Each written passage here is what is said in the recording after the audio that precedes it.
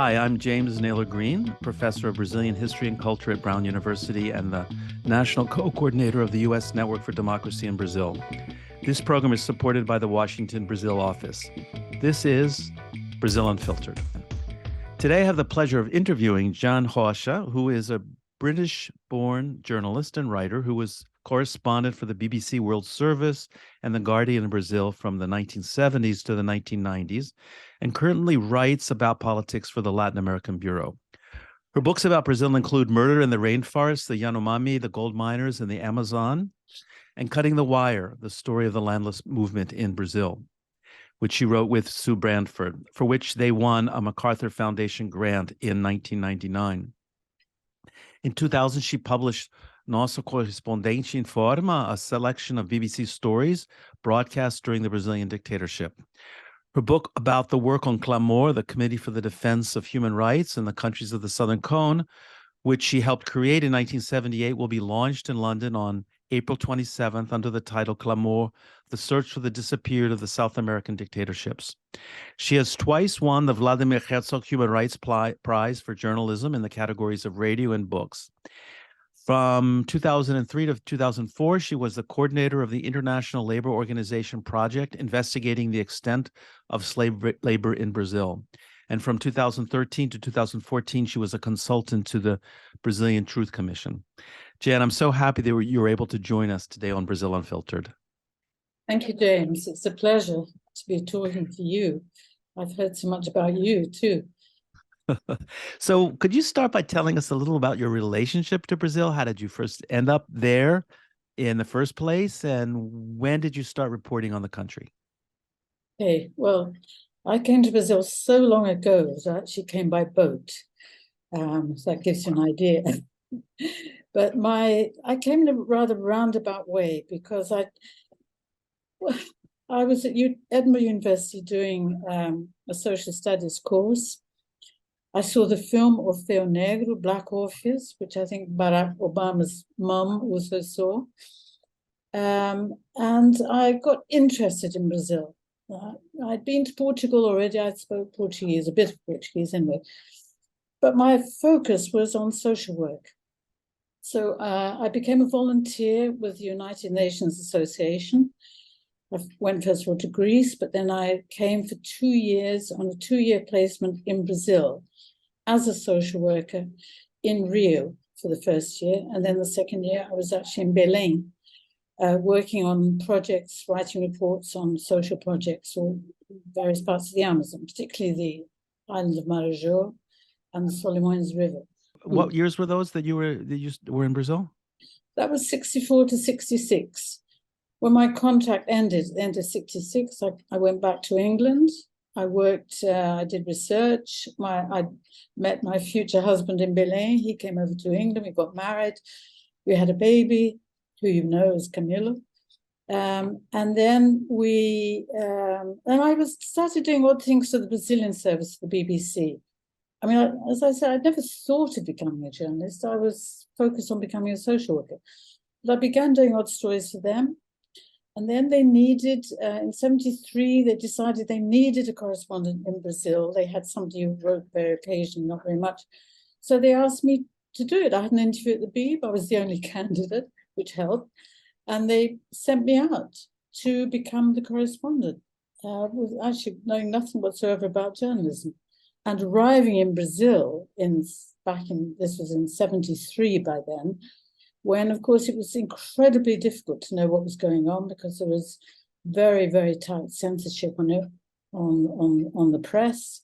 So one of the papers actually used to publish cookery recipes and Camões poetry instead of the stories that had been censored. So it was just terribly difficult to know what was going on. And also because I was in São Paulo, whereas most of the foreign correspondents were based in Rio. And that all changed radically one day in 1974, when 2 big stories broke on the same day. One was a terrible fire in São Paulo in an office building where nearly 200 people were killed. And that same night, Ronnie Biggs, who perhaps doesn't mean much to people outside England, but he was a famous or notorious train robber who'd escaped from prison And it was discovered that he was hiding out in Brazil, in Rio. So that all happened the same day. And from then on, I really never stopped working. Wow. So that's amazing to hear your beginnings in Brazil. So you've just released your book, Clamor, The Search for the Disappeared of South American Dictatorships. What's it all about? Well, it's about an organization, really a small group, an ecumenical group, which we began in 1978. And it began because after the coup in Argentina in 1976, thousands of Argentines fled to Brazil because although Brazil was still a dictatorship, it was at a different stage. It was moving very slowly and cautiously towards liberalization, opening up, abertura, as they called it. So thousands of Argentines and Uruguayans, they'd had their coup in 73, and to a lesser extent, Chileans and Paraguayans too, because they'd been under military rule by President Stroessner since 1954. They came to Brazil because it was relatively, it was relatively a safer country. That was the point.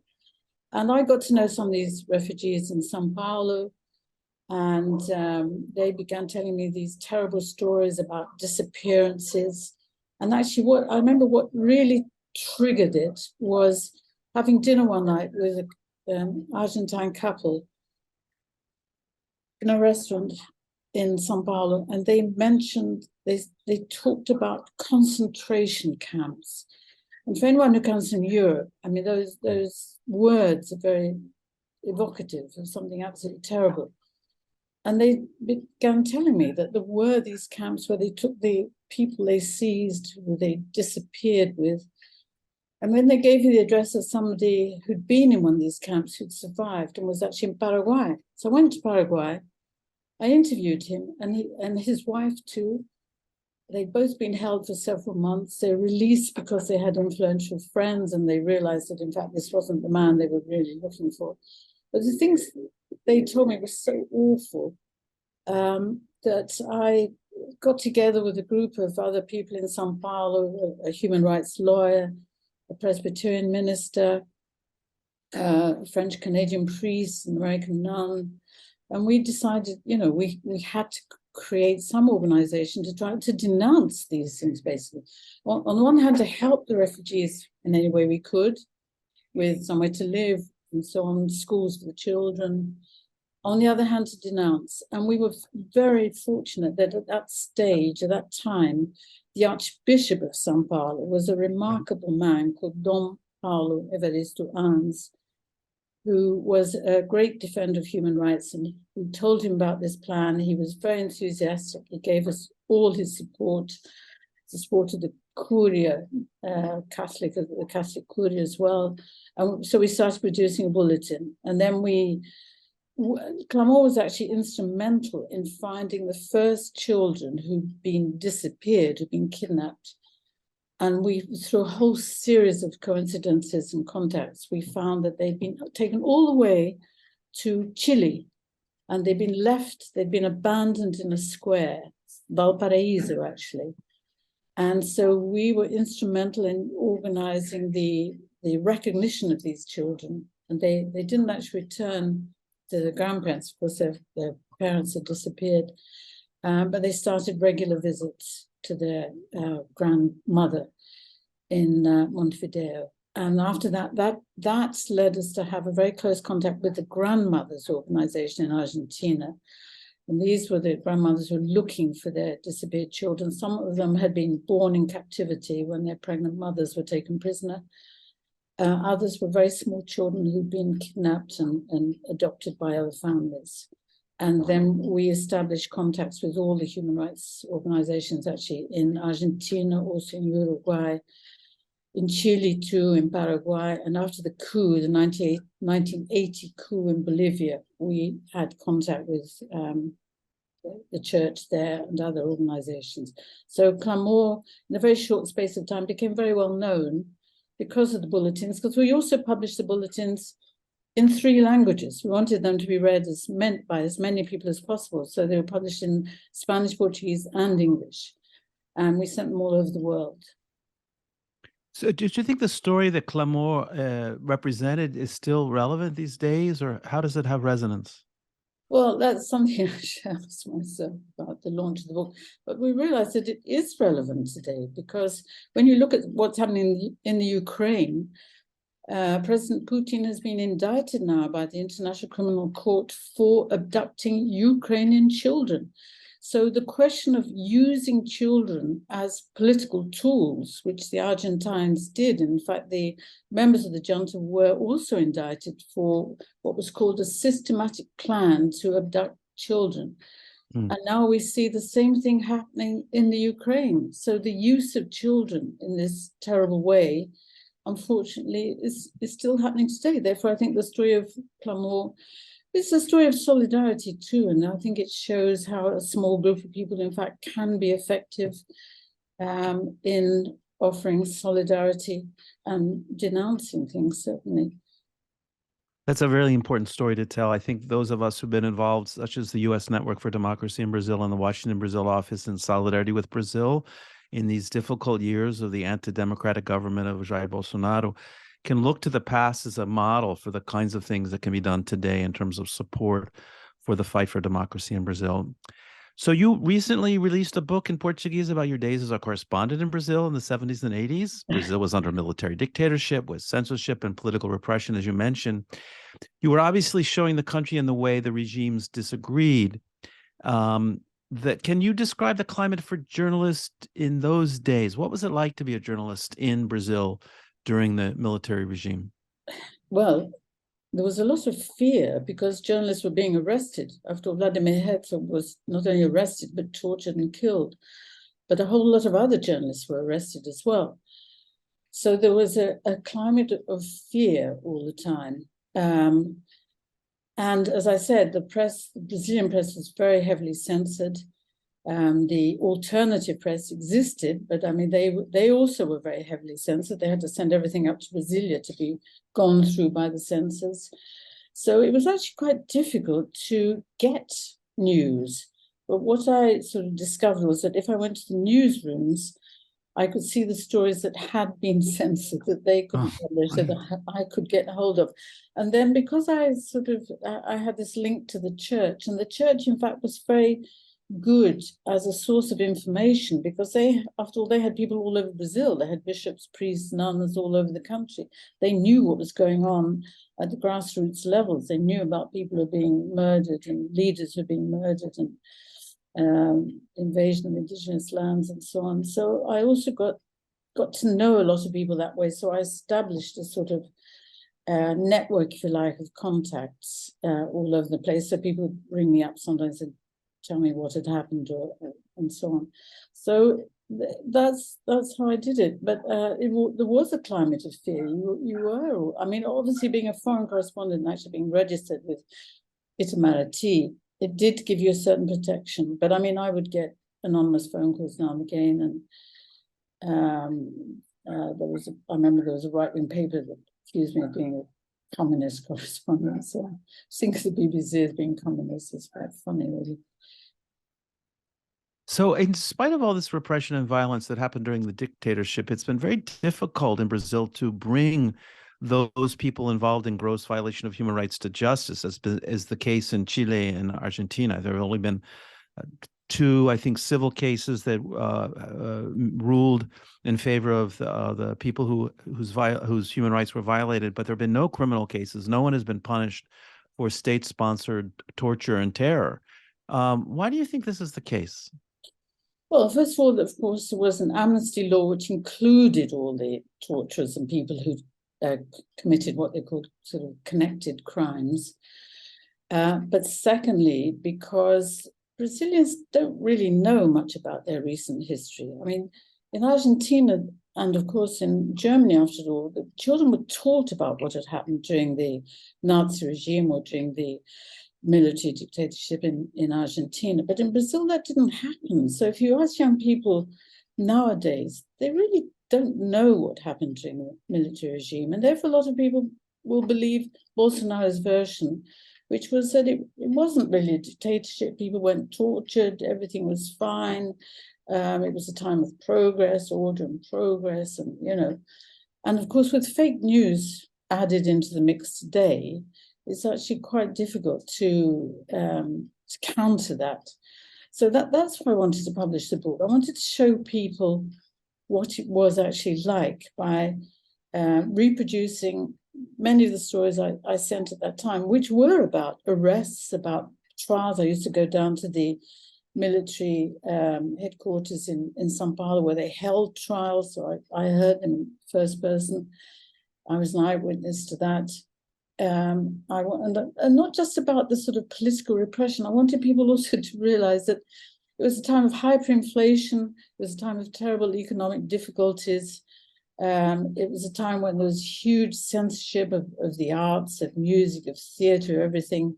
Absolutely, some of those ridiculous things that were done in the name of censorship. I remember that TV Globo once was going to show a TV performance of the Bolshoi ballet during Romeo and Juliet, and it was banned. They suddenly thought, Soviet Union can't have this, and only because there was sort of massive protests did they finally allow it to be shown on television.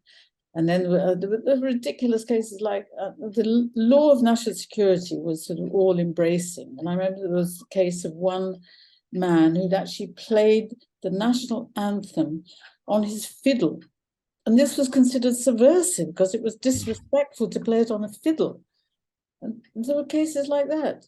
No, it's really remarkable to me because I was involved in the anti-war movement in the United States, anti-Vietnam War movement in the United States, when there were laws in Congress that if someone used the American flag in any way other than hoisting it, one could be punished. It was never passed, but it was a whole notion about the respect of the flag. And then today in Brazil, you see people use the Brazilian flag as a Superman cape almost. The right-wing Bolsonaro people are superheroes. I don't know what they think they are, kind of wearing it and abusing it as a sign of this hyper-nationalism that the far right has promoted.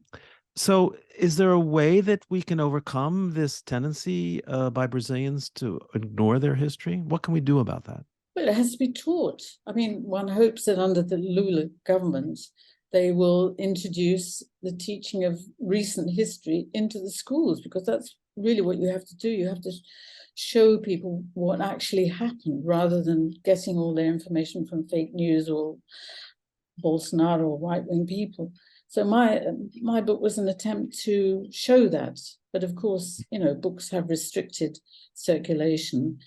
So it has to be taught. It has to be part of the educational syllabus. I've got no doubt about that. And of course, making good films about it too. And we've just had a week of films about the dictatorship, but they're on a channel that doesn't have a huge audience, and they're sort of intellectual films. You've got to make good sort of fictional films, but based on reality, I think. And there's a dearth of that in Brazil, making films. I mean, I happened to see last week a film made in Chile. It's called 1976, and it's about one woman who gets involved with helping a wounded guerrilla. And it's a very good film because it's not sort of right up in your face. It's all very subtle about the way the dictatorship worked and how it was to be somebody who was trying, on the side to help somebody without her family knowing, a family, a right-wing family. We've got to make good films, I think, about what really happened. And you mentioned previously the way in which Germans have confronted their past, but actually, as I'm sure you well know, this only happened in the late 60s and the 70s when a new generation of students radicalized, started asking the question in high school, what were you doing during the war? Or asking their parents, what were you doing during the war? Were you collaborators with Nazism or not? And only then there was a period of amnesia in the 50s as people were denying their past. Yeah, exactly. Yeah. And now there's a new generation which is hypersensitive to this matter because of very systematic campaigns to educate people in schools, to take people to sites of violence, of the camps, et cetera, to really educate them, which, as you point out, is unfortunately quite lacking, except in some good private schools and some special public schools in which you have unique professors really committed to doing that, but not something that is systematically taught in a consistent way so that the entire population is learning this information. So you've reported extensively on the Amazon and the environment long before these were common themes in the mainstream media. Why did you focus on these subjects at the time? Well, I suppose because I knew the Amazon. I lived in Berlin for a year. I traveled around looking at projects. It was before they started building all the roads, of course. The roads then were the rivers. So I was interested in the Amazon. And when I began reporting for the BBC in 1973, again, sort of through these church connections, I met Indigenous leaders. I reported, I remember, on their first ever assembly of caciques from different groups. When they all spoke sort of different languages, but they realized that they had a common problem, and that was the invasion of their lands by the road building, by cattle ranchers, and by garimpeiros, by mining as well. So the invasion of their land goes back a long way. So I was interested. I was fascinated by the Amazon. I liked it. That's why I chose to go and live in Belém for a year. I could have stayed on in Rio for another year. I wanted to go up to the Amazon. In fact, I wanted to go to Manaus, but they didn't have a vacancy there, so I went to Belém. So in the nearly 50 years following that time in the Amazon, how do you see the region today after 4 years of the Bolsonaro government? Well, the Bolsonaro government has been disastrous for the Amazon. It's been disastrous for Indigenous people. It's been disastrous in terms of deforestation and clearing, burning of the Amazon. They emasculated, they practically destroyed the agencies which were in charge of enforcement, like IBAMA, ICM, Bio, Chico Mendes Institute, because they first of all, they never recruited new staff, so the staff numbers were run down. They never enforced fines. They might apply them, but they were never enforced. They had this awful man called Ricardo Salles, who was the Minister of the Environment, who was sort of anti the environment, because Bolsonaro has always specialized in appointing people who are anti whatever they're supposed to be doing, like in the Palmares Institute. He appointed a man who was actually a black man, but he was anti everything that black culture, black respect for black culture, respect for the black religions, respect for anyone who'd written or even had music, like Gilberto Gil. He was anti any sort of black culture. And the same with the Amazon. Ricardo Salles was anti the environment, never invented this new structure in IBAMA whereby you couldn't actually apply a fine. You had to take it to a conciliation board. So no fines ever got applied. Then, of course, Bolsonaro himself actively encouraged garimpeiros, gold miners and their bosses to come to the presidential palace in Brasilia. And he visited illegal mines. I mean, he did everything he could to show that he supported all these illegal activities. The result is that not only have illegal activities flourished and deforestation as well, but also organized crime. I mean, that's one of the terrible things that's happened. Organized crime has penetrated more and more in the Amazon and is also involved in other activities like illegal mining and deforestation and so on, and grillage and invasion of public lands. So it's going to be very difficult for the Lula government. I mean, he's appointed a very good minister now, Marina Silva. He's been up to visit the Yanomami. Yanomami, one of the biggest victims of Bolsonaro, the state they've been reduced to because there's been no proper health care and there's hunger and so on. So they made all the right signals or signs in terms of what they plan to do. And after all, Lula went to the Congress in the Environment Congress in Egypt, and he says the right things, but they need a lot of money to put things right, and they need a lot more. They need to hire many more people to work for the agencies. And it's not going to be easy because so many of the politicians in the Amazon, who come from the Amazon states, the people who are elected to the Senate, to the federal, to the Cámara, to the Chamber of Deputies, they're pro all these illegal activities. You know, they get, I mean, if you look at the people who come from Roraima, the senators and deputies, they're elected because they support the garimpo there. So it's not going to be easy. And one of the things they've got to do is they've got to offer alternative financial activities for the people who are there now, for the garimpeiros, for the small farmers. There's got to be a financial incentive as well to stop it. So you also released a book, Cutting the Wire, a book about the MST, the Landless Workers Movement. What is your view of the movement then and now? Then and now. Well, then when it began, it was, I don't know, 1980 or something.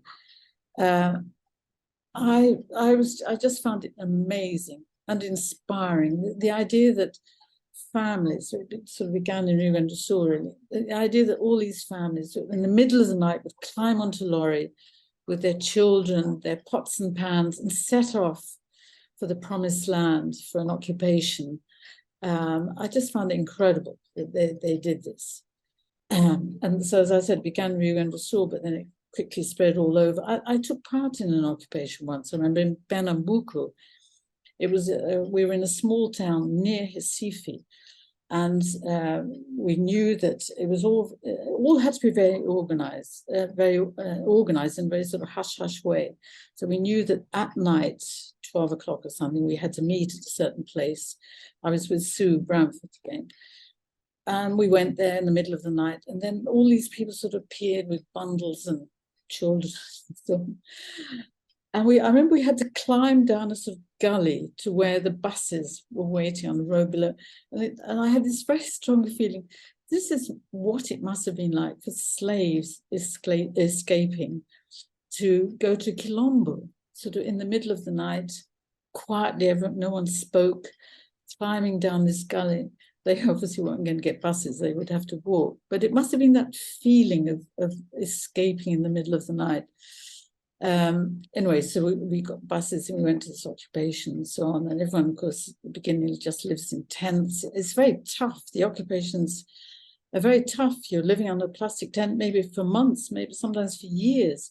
But the MST were always incredibly organized. They'd immediately set up committees. They'd immediately set up a school. Didn't matter how ramshackle it was, people sitting on tree trunks and so on, but one of their first things was always to start a school, not just for children, but for adult education as well. And they spread all over the country. They had occupations. They were always demonized by the press as being violent, but in fact, most of the violence was committed against them. There was the massacre of El Dorado, Carajás in 1996. There were other massacres in Paraná as well. A lot of people have been killed over the years. So now they're consolidated. They're still demonized by the press, but they're a consolidated movement. They're the biggest exporters of organic rice in Brazil. They export all over the world. They have, when there've been natural disasters, it's very often the MST who's providing food parcels. Again, this doesn't get mentioned in the press. They talk about all the donations, but they don't talk about the MST providing thousands of food baskets.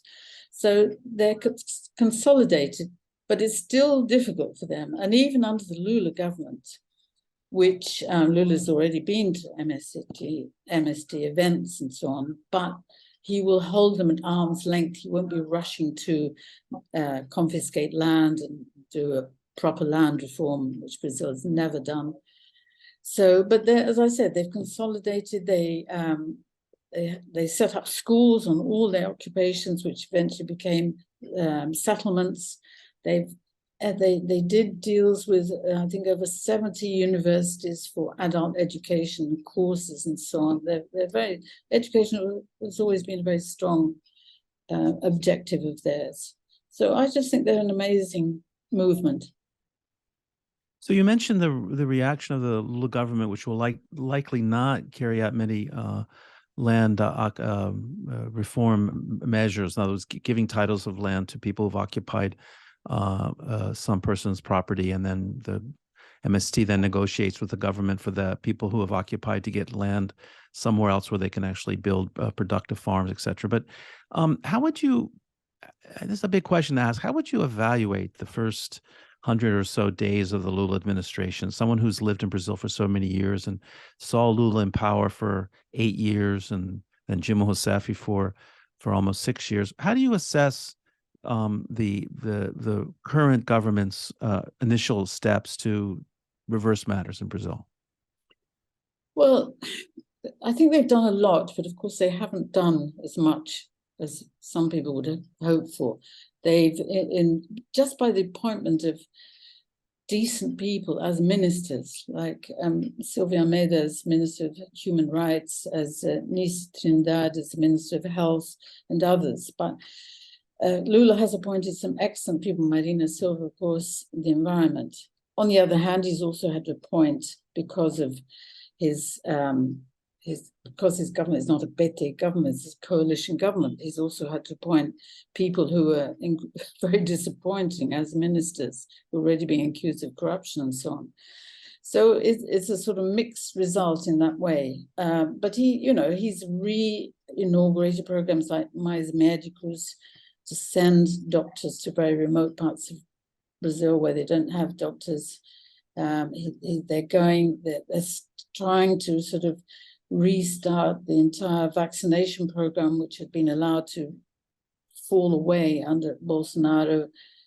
In Congress, it's very difficult because he doesn't have majority, of course. So he's had to negotiate with deputies from the notorious Centrão, the sort of middle group of congressmen. And this obviously implies, it's give and take. You have to give way on certain things. You can't have it all your way. His Minister of Finance, Fernando Haddad, has announced this, what they call a sort of economic framework for running the economy. It's been attacked, of course, by the right-wing press, but a lot of economists say, it's a good start. So he's done what he can, Again, a lot of people say he should have done more, he should have done this, done that, but it's not easy. I think he's made a good start. Maybe he's not made as fantastic a start as he could have, but he has made a good start in the right direction. And we mustn't forget that he suffered a coup attempt in the first week when we had the invasion of Congress, people wearing their Brazilian flags on their shoulders, and the smashing up and destruction. I mean, when you think about it, the Bolsonaro government is about destruction. It's either destroying programs or schemes or good things, or it's physically destroying, as they did in the Congress and the Supreme Court and the presidential party, physically destroying things, old precious things, artworks, even this amazing clock, which is sort of 300 years old. So Bolsonaro means destruction. And I think Lula's one of his slogans, or part of his slogan, is construction. And that's a huge difference, to construct and not destroy. So you've lived in Brazil for over 50 years. You know it very well. What is it about Brazil that you like? What's kept you there for so long? Exactly. What has? Well, when I think about that, I think it's actually, I remember something that struck me when I arrived in Rio. And it struck me very strongly, because I was working in favelas and so on, that in Brazil, life and death were very present. Whereas coming from England, there wasn't much death around then. It was sort of grayer, whereas Brazil wasn't grey at all. So I've always found Brazil very sort of fascinating, a very frustrating place, definitely, but a very fascinating place. And another thing that sort of fascinates me about it is the idea that you live in several different centuries at the same time in Brazil. Some things are sort of feudal, the fact that you still have slave labor in Brazil. Some things are feudal, and the way the landowners own so much land, don't want to give even a tiny bit to anyone else. So you've got all these sort of you've got so many things that relate to the past and still exist in Brazil. On the other hand, it is a country of the future. You know, if you got to Brasilia, see all those incredible buildings by Niemeyer. And when Brazil, after all, already has sort of almost 100% of its energy comes from renewable sources. But the thing about the future here too is I always find it interesting that there's so many young people in Brazil who want to go and work for Obama, or who become sort of scientists doing interesting things. They're frustrated by the lack of money too and funding. But it's this sort of juxtaposition in Brazil between the past, the present, and the future. And I think that's always fascinated me. Interesting. And as Brazil Unfiltered is attempting to do, and I, as a professor of Brazilian history, teaching my students, have always had the challenge of writing books, is how do you explain the complexities of Brazil to an international public which knows little about the country? What have been the ways that you've learned to communicate about Brazil to people in Great Britain or in Europe or the United States who really only know the bare minimum about the country, its culture, its people? Sometimes not even the bare minimum. So many people still think they speak Spanish here. And Right. they don't know anything about São Paulo. They know there's Rio, they know there's Brasilia, but São Paulo is this sort of big unknown. It's very difficult, isn't it? It's very difficult to, especially working for radio, where you might have a minute or minute and a half in which you've got to convey a story. I suppose very often I use an anecdote to tell something, a story, to communicate, you know, how crazy things are or how contradictory things are. But it's not easy. But I mean, as I'll say, that's one of the things I like about Brazil, that it's living in different centuries at the same time. It's also a country that I've always found this interesting. It never seems to quite know where it wants to be. So I always remember that it didn't even want to join the non-aligned group when it existed, because it didn't even want to be non-aligned.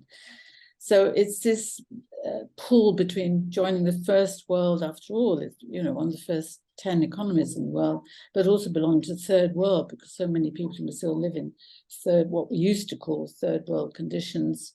It's the fact that it's the biggest Black country outside Africa, and yet it doesn't, most people don't acknowledge that, although that is beginning to change now. So it's all these different things at the same time. And that's just what I find so interesting, but it is a challenge. And one last question. Do you have a more memorable moment that you'd like to share with us about something that really changed your life or affected your life deeply while you were in Brazil? That's a big question. Yes. I mean, as I said before, this thing about life and death, I can remember once being in the Amazon and getting on a boat to come back to Manaus. And then somebody said, well, there was a priest on board, and somebody said, oh, somebody's just died. You must can you go and give him the last rites? And so we went to this little village on the other side of the river, and there was this man who was, actually hadn't quite died. I think he was dying, but the young priest, he was a foreigner. He wasn't a Brazilian then. Most priests nowadays are Brazilian, but not then. And he sort of stumbled through the administration of the last rites of this dying man. And this hut, it was just a hut. There was no lighting or anything. And it was very moving somehow. And so many things in Brazil have been incredibly moving. You know, as I said, this question of life and death, people very often living on the edge, and yet people who could be amazingly resistant and solidarity and showing solidarity and so on. So many. So are you optimistic about the future and Brazil's future? Yes, I am optimistic. I mean, that's maybe that's unreasonable, but I am. I don't think I would have stayed here all this time if I weren't optimistic about the future. That's wonderful. Well, Jan Rocha, thank you so much for joining us today on Brazil Unfiltered. It's been a pleasure to have you. Thank you. I've enjoyed it too. Great. Well, I hope you enjoyed the interview. Brazil Unfiltered is sponsored by the Washington, Brazil office. Our executive producer is Camilo Rocha, and full transparency, the son of Jan Rocha. If you're watching on YouTube, don't forget to like the video. And if you have not yet subscribed, please do so. If you're listening on Apple Podcasts, Spotify, or wherever you listen to your podcast, please leave us a 5-star review. It helps other people find the program. Have a great week. Until next time, até a próxima.